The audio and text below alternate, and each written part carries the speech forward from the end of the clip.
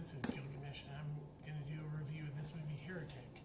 I saw it twice. I saw it on Thursday night, and then I saw it on Saturday. And here's the thing about the movie. It's really good. Yeah, it's an hour and 50 minutes long, and here Hugh Grant plays this character, Mr. Reed. Well, the thing about him is that he's very charming in the movie. Very, it kind of throws you off everything about him.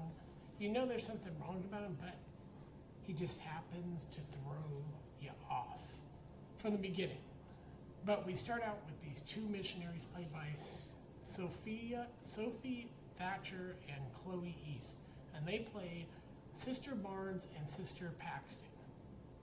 And of course, I didn't know this. The first time I saw it, and I realized after seeing it, after I looked it up, Topher Grace is this elder Kennedy. He's the guy that comes looking for them. I didn't realize that was Topher. It didn't look like him. So we start out these two missionaries. They're in this town. They don't say where the town is, which is interesting. And they are sitting down talking about. They're having a conversation, and Paxton starts bringing up about watching porn, and how these people are making. This couple was making amateur porn in their home, and the neighbor heard them.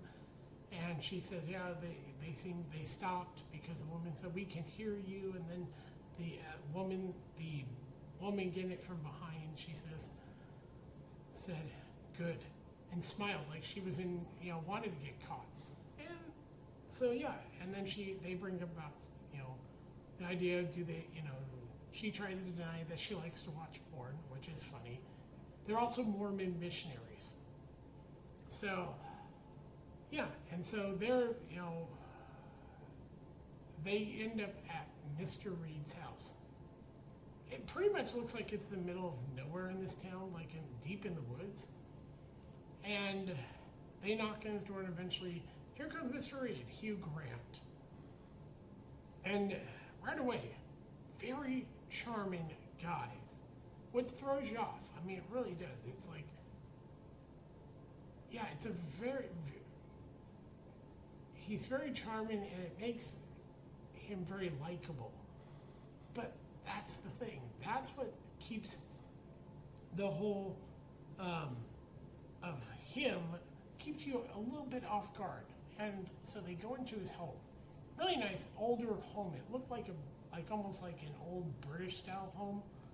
It had the wall heater, the old type of heaters that you see in old homes, the ones with where it's the thermostat, not the wall things, but you turn them on, and they have water. I think water heats them up, and you have steam come out of them, that type. And so he invites him in, and they first ask for his wife. Oh yeah, They ask if he has a roommate, and he's like, what? And then he knew what they were saying, but he acts like he didn't understand. He goes, I have a wife, and she's inside making pie. So he invites him in, and they start sitting down talking about religion. They bring up the Book of Mormon, their religion, and he asks them where they're from. And Paxton was born into the Mormon church, and Barnes wasn't. Her mother converted, and she lost her father, and he thought she said, because they talk about pie, and his wife's making blue, and and he comes out, he leaves, go talk to his wife, and he comes back, and he's got a tray with a candle and 2 drinks on it, and he's got his own drink.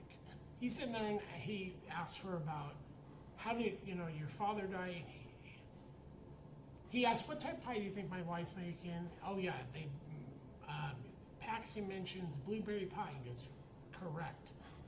And so asks how Barnes' father died, and I swear to God, it does sound like she says from blueberry. But no, it wasn't that. It's supposed to be intentionally like you're misunderstanding what she's saying, but he basically died from Lou Gehrig's disease. But it sounded like she was making a joke about blueberry pie, and that's why he misunderstood.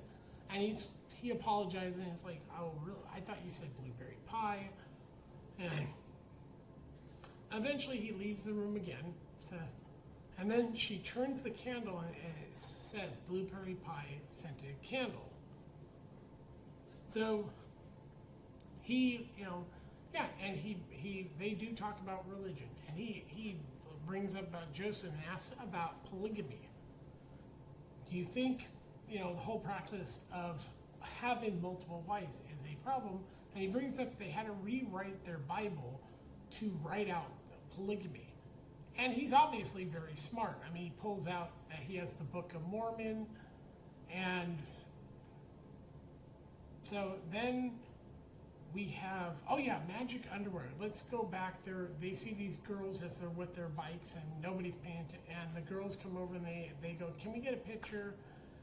And one part, she goes, is it true that, and he goes, true about what? Magic underwear. Pulls her dress down, embarrassing Paxton. So that will come into the whole magic underwear. Comes in the movie. And so it does become about religion.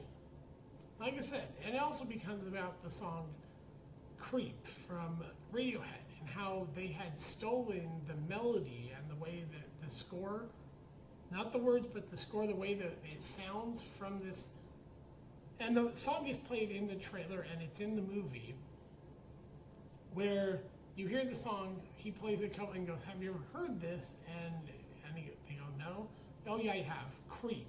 And he starts singing the words, and it's hilarious. He goes, I'm a creep, I'm a weirdo, I don't belong here. And then he goes, so he points out the song, who originally did it, and they sued Radiohead, and they settled. Radiohead sued this musician because she did the same thing. That's right. I have this nagging throat. It happens once in a while because I quit smoking and I have emphysema, so my throat gets a little scratchy. Then he brings out Monopoly, and he shows the origin of what Monopoly was. They're a real board game a woman created, and that the guy who's known as the creator of Monopoly stole her game and changed the name of it to create Monopoly. He became rich while she remained poor. That's all true, by the way. And he brings up about, religion. Yes, he brings up Judaism, Christianity, Islam, and of course the book. They're all part of the same religion. They're offshoots. All these other Christianity, Islam, and Mormonism all come from Judaism. And he brings, the whole thing with Jesus, the Son of God, Immaculate Conception. He was a carpenter. He had 12 apostles. And then he was crucified and magically resurrected and went to heaven. Then he brings up that this is monolistic. I think that's what it means, the one God, instead of polylistic, which is multi-gods. Like in Hinduism and in the Egyptian gods, they have the same thing. Shiva was the son of God. His mother was a human. He was a carpenter. He had 12 apostles. He was crucified, resurrected, went to heaven. The same with Osiris, I think, or the son of the Egyptian god, a carpenter, Immaculate Conception. Brings all that up and points out all these different religions had the same thing. And it does become about religion. And also, you could say this, Bill Maher brought this up in Religious. I just want to point that out. But we know Jesus of Nazareth did exist. So then he makes, the joke about Jar Jar Binks. Yes. Have to see it. It's hilarious because everybody in the theater cracked up when he says this. Because really, the Jesus allegory is Anakin Skywalker, but he places it on Jar Jar Binks, which is funny as hell. And it really is a whole thing about how everything everything takes from everything else. And how it's, and basically they want to leave. At one point, they want to leave. So he challenges them on their belief. So it's, all you have to do, he tells him the door's locked, it won't open because it's on a timer and it won't open till the next day. So he gives him a choice between belief and disbelief. And he says, choose what, do you believe in God or do you not believe in God? And Paxton, she goes towards the, they're talking, she just goes, let's go through the disbelief door and get out of here. And Barnes goes towards the other door. So they get locked in a basement. They go down and he basically locks the door behind them, and then he hears a bell, or the bell ring, and he goes and he opens a light switch.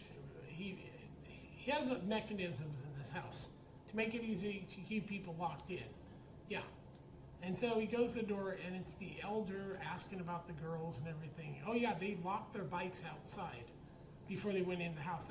That's in the trailer where you see the bikes locked outside. So he asks them, have you seen and shows them pamphlet. Oh yeah, he claims not to, but he clearly does know about it and has one. And then, they're trying to get their hands on these candles, and then he basically challenged. Oh yeah, before all that, I'm kind of going out of order. They're in the basement. He wants to show them. He wants to challenge the belief of God. Like I said, he goes through all these different religions that use the same thing about Jesus. Before Jesus existed. Hold on. And so they're down there, and they hear a door open, and they think it's Mr. Reed, but it's really this old woman comes in. She's carrying has a light, a lantern, and she's carrying, couldn't tell at first, it's a pie. It's a blueberry pie. She puts it on the table and then goes and kneels down. It's kind of the way you hear her bones creak and everything. And eventually he goes, I want to show you,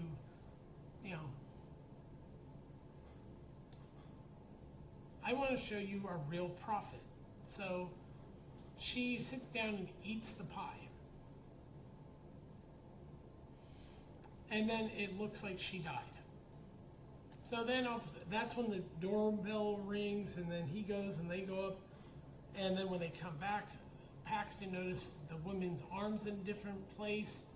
So yeah, I'm not going to tell the ending because you have to see this. I'm just giving you a bit of the movie. Yeah, and so he wants to show them a miracle, resurrection, like Jesus, because that's, so then all of a sudden the old woman comes to, coughs up a bunch of pie, and then tells them something, and one of them says, I saw her move, I saw her, she was in a different place, so believes they've seen a miracle, that this is a prophet, and what she says is that basically there's a bright light, there's a conductor, there's really no heaven. And we find out from that Barnes said we don't talk about Taco Bell because she reveals that at a Taco Bell she ate at, a bunch of people got E. coli poisoning, and she apparently died because this, and they were operating her while she was dead. And she basically says that what that woman said is all true because that's what happened. It's called a near-death experience. And so, yeah, and basically talk about challenging him. And the whole magic underwear is because she picks up like what looks like a nail filer or a screwdriver and gives it to her and says that if you hear the word, this is our safety word, magic underwear, you stab it. And so, yeah, and the movie carries, he takes basically he wants them, and ultimately, he has a dark, sinister. He talks about he wants to show them the one religion. I'm not going to give the rest away. I just gave you a bit of the movie, but it's really fascinating that it has this whole theory about religion, which, you could literally say, before Judaism, there were the Egyptian gods. There were other religions that are it's multi-god religions. Before God, all that came along. That use the same theory, same story about God, immaculate conception. His son is born, he's a carpenter, has apostles, gets crucified, comes back from the dead. That's all true. You can see that in a lot of religions before Judaism came along. But in the case of Judaism, Jesus of Nazareth really was a person. He did live, he did die. Yeah. And he was a Syrian Jew. But this movie wants to, and it is really well done. Hugh Grant is actually a great actor. And I wondered if I'd seen him in anything, and then I did, and it was The Lair of the White Worm, which starred Amanda Donahue, Hugh Grant, and Peter Caprelli when they were all young. And it's a Ken Russell film. I had seen that, and I was like, oh my God, I didn't know that until I looked up what movies had been, because I hadn't seen anything else, and I realized I had seen The Lair of the White Worm. You can go watch it on Tubi. But yeah, I just want to point that out. I want to do this quick review of the movie, because it is really well done. Hugh Grant's charming, yet he's sinister, and that's what throws you off. And yes, it's almost 2 hours long. Jeremy Jones said it's like a religious, being given a religious, where religion's the main part of it, with the music and games and all that, but it's all about, it's almost 2 hours of religion, but it's not boring. And he pointed that out. It's an enjoyable film. Really, everybody's good in it, and Hugh Grant really is just, he's quite the gentleman's, I'd say, psychopath. When you see the end, how it ends, you're like, oh, he really is a psychopath. Yeah. His idea of religion is way different, but it sort of makes sense when you find out why he thinks the one religion is. And it kind of plays into all religions, sort of have this, put in them. I could tell you what but I recommend you see it. I didn't want to really give the movie away. It is an enjoyable movie. It's very well done. And Hugh Grant, congratulations on being a creepy psychopath. A charming psychopath. Not creepy, but a charming psychopath. You're outstanding. This is Gilgamesh. I will talk to you later. Bye.